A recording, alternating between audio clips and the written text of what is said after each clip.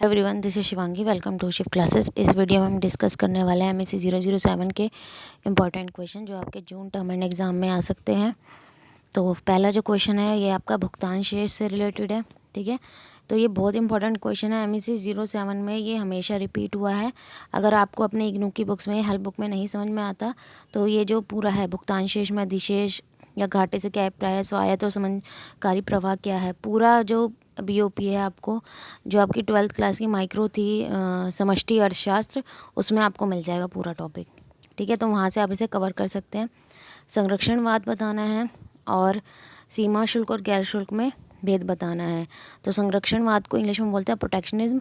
तो इसकी video upload है। और ये सीमा शुल्क और गैर शुल्क है, टैरिफ और नॉन टैरिफ, इनका डिफरेंस अपलोड है। आप समझ लेना उसे, फिर आपको हिंदी में समझ में आ जाएगा। ठीक है, समझाया तो मैंने हिंदी में, नोट्स आपको इंग्लिश में मिलेंगे। अब ये ब्रेटन वुड्स व्यवस्था है, इसको अच्छे से कंप्लीट पूरा पढ़ना है। कब आया, ठीक है, क्या क्या था इसके अंदर, और इसकी विफलताएं और सफलताएं दोनों पढ़नी है। टर्म्स ऑफ ट्रेड, सेवाओं का व्यापार, इस पर वीडियो अपलोड है। ठीक है, इंग्लिश मीडियम वाली प्लेलिस्ट में देख लेना, वहाँ से समझ लेना टॉपिक को, फिर आप हिंदी में कवर कर लेना। इन दोनों के संदर्भ में, अब इन दोनों कौन है, जो का और खा नीचे लिखा है, व्यापार दिक्कर्तन, व्यापार सर्जन। ठीक है, एक होता है ट्रेड डाइवर्जन और दूसरा होता है ट्रेड क्रिएशन। तो इनके संदर्भ में आपको एक क्वेश्चन कंप्लीट कर लेना, पढ़ लेना। फिर है आपका अंतर्राष्ट्रीय व्यापार सिद्धांत को ध्यान में रखते हुए निम्नलिखित के बारे में सविस्तार लिखिए। उत्पादन जीवन चक्र और व्यापार चक्र मॉडल। शुल्क के लाभ और लागत बतानी है। कम कीमत पर बिक्री या डंपिंग, डंपिंग भी लिखा आ सकता है और कम कीमत पर बिक्री भी लिखा आ सकता है, तो बताना है। ठीक है, आगे क्वेश्चन आप पढ़ लेना। ठीक है, ये तो क्वेश्चन रिपीट हो गया। 9, एशियन के सफल व्यापार समूह आपको बताने हैं। ठीक है, ASEAN। ठीक है, ये इसके इंग्लिश में ऐसे लिखते हैं इसे, आसियान। पिछले कुछ वर्षों में अपनाए गए नव प्रवर्तक उपायों की सहित निर्यात संवर्धन के लिए मुख्य उपायों की चर्चा करनी है। पूंजी खाते दर परिवर्तनशील के क्या निहितार्थ है। भारत पूंजी खाते पर परिवर्तनशीलता अपनाने में भी सुस्त क्यों रहा है। नेक्स्ट है आपका भुगतान शेष के प्रति मुद्रावादी दृष्टिकोण, और ये STR क्या है। फिर है अवसर लागत और ऋणात्मक लाभ में अंतर वाले रिकॉर्डो और निरूपित कारणों की व्याख्या करना है। तो मैंने रिकार्डो और जो है एडम स्मिथ की थ्योरी अपलोड कर रखी है। ठीक है, तो वो देख लेना आप। हेक्सर-रोलेंड मॉडल का भी वीडियो अपलोड है, समझ लेना, फिर आप हिंदी में करोगे तो आपको समझ में आ जाएगा। फिर समीक्षा करें क्या निर्यात समृद्धि में सहायक है, मतलब एक्सपोर्ट है, उससे हमारी ग्रोथ होती है हमारे देश की, तो ये आपको यहाँ समझाना है। व्यापार में सेवाओं के बढ़ते हुए महत्व के कारण क्या हैं।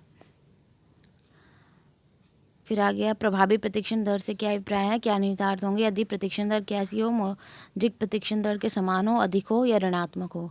शुल्क और कोटा पर वरीयता देते समय अर्थशास्त्री क्या तर्क देते हैं। प्रतिक्षणवाद के लिए व्यापार की शर्तों पर आधारित तर्क की कम। तो ये आप क्वेश्चन देख लेना, बहुत लेंदी है। स्वर्णमान से ये है गोल्ड सिस्टम जो था। ठीक है, तो ये आप देख लेना। और ब्रेटन वुड्स की मुख्य विशेषता देखो, यहाँ आ गया दोबारा से, ब्रेटन वुड्स को अच्छे से कर लेना। और ये है जो टर्म्स ऑफ ट्रेड है, उसी में आपको ये चारों टॉपिक मिल जाएंगे। ठीक है, अंतर्राष्ट्रीय व्यापार के संबंध में एडम स्मिथ और रिकार्डो के दृष्टिकोण में अंतर बताना है। तो एडम स्मिथ और रिकार्डो के जो थ्योरी है, कंपैरेटिव कॉस्ट एडवांटेज और एब्सोल्यूट कॉस्ट एडवांटेज, तो वो अपलोड है, वहाँ से समझ लेना से। औद्योगिकरण के लिए आयत प्रतिस्थापन कार्यनीति के तर्काधिकारों की चर्चा करनी है। ब्रेटन वुड्स सिस्टम फिर आ गया। 97 के ईस्ट एशियाई संकट के बारे में यहाँ बताना है। सेवाओं में व्यापार की, ठीक है, सर्विस इन ट्रेड, यहाँ पे आपको ये बताना है। इंपॉर्टेंट क्वेश्चन है ये भी। अनुचित व्यापार से क्या आशय है। आय समायोजन एवं विदेशी व्यापार गुणक, द्विपक्षीय क्षेत्रीयता और बहुपक्षवाद, इसे अच्छे से कर लेना। संरक्षणवाद को सही ठहराया जाता है, ये तो मैंने आपको बता दिया कि अपलोड है।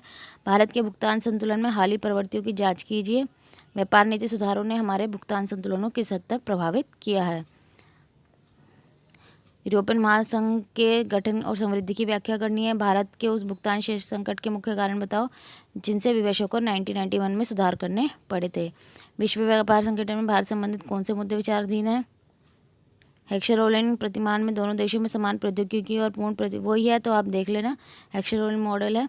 रणनीति व्यापार सिद्धांत के स्वरूप, फिर है मुक्त व्यापार, फ्री ट्रेड बोलते हैं। फ्री ट्रेड आपको मिलेगा फ्री ट्रेड और कस्टम यूनियन आप कर लेना। MEC 07 के लिए भी कोई क्वेश्चन यहाँ भी पूछा जा सकता है, जो आपको मिलेगा MECE 004 में, ठीक है। इंग्लिश वाली प्लेलिस्ट में देख लेना, वहाँ से समझ लेना, तो आपको ये दोनों टॉपिक समझ में आ जाएंगे।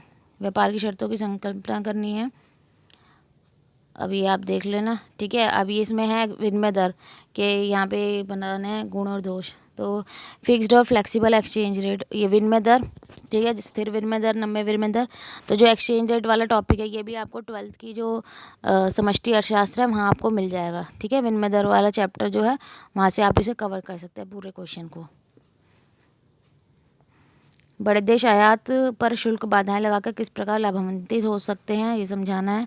आयात नियंत्रित करने के लिए शिशु उद्योग तर्क समझाइए।